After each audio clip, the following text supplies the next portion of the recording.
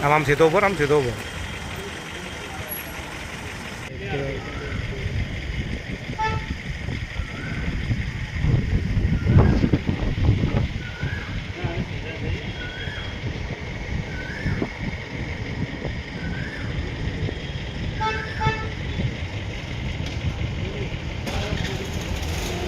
આમ સીધો ઉપર આમ સીધો ઉપર અહીંયા ચાલો હેલો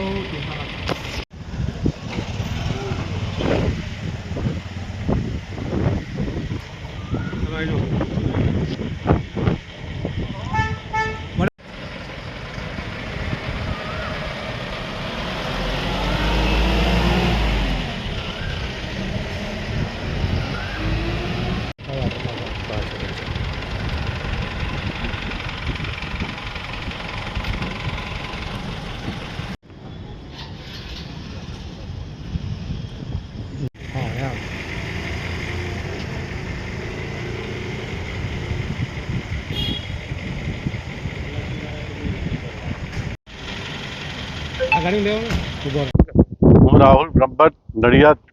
ડિસ્ટ્રિક્ટ કોર્ટમાં સરકારી વકીલ તરીકે મારી ફરજ બજાવું છું. આજ રોજ નડિયાદ ડિસ્ટ્રિક્ટ કોર્ટમાં PM ત્રિવેદી સાહેબની કોર્ટની અંદર 4.5 માસથી ભોગ બનનાર સગીર વયની બાળકી સાથે જાતીય હુમલો કરનાર આરોપીને 20 વર્ષની સખત કેદની સજા થઈ છે અને 35,000નો દંડ નડિયાદ સેશન્સ કોર્ટે કરેલ છે. હકીકત એવી છે કે આરોપી જીતેન્દ્ર ઉર્ફે ડોસો અશ્વિનભાઈ હરિજન રહેવાસી હરિઓમનગર કોલેજ રોડ ગુનાઓએ 22/4/23ના રોજ રાત્રિના કલાક 21 વાગ્યાથી 21:30 વાગ્યાના સમયગાળા દરમિયાન ફરિયાદી ભોગ બનનારની દીકરી 4 વર્ષ 5 માસની એ સાહેબ સાવિત્રીબેન પાસે રમતી હતી અને તે સમયે આરોપીએ તેણીની પાસે રમવા માટે બોલાવી અને તેણે આ સાવિત્રીબેન થોડે દૂર હતા એટલે તેણીને સાથે આરોપીએ આ દીકરી સાથે શારીરિક અડપલા કરી અને તેને ગુપ્ત ભાગે આંગળીઓ ફેરવી અને તેની સાથે જાતીય હુમલો કરેલ. નડિયાદ ટાઉન પોલીસ સ્ટેશનની અંદર આની વિગતવાર ફરિયાદ ફાટેલ. મૂળ વસ્તુ સમગ્ર દેશની અંદર કોર્ટમાં ચાલી જતા આ સમગ્ર દેશમાં સગીર વયની બાળકીઓ જે કુમળી વયની છે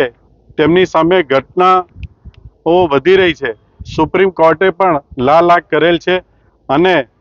આ વસ્તુને ધ્યાનમાં રાખી નડિયાદ ડિસ્ટ્રિક્ટ કોર્ટની અંદર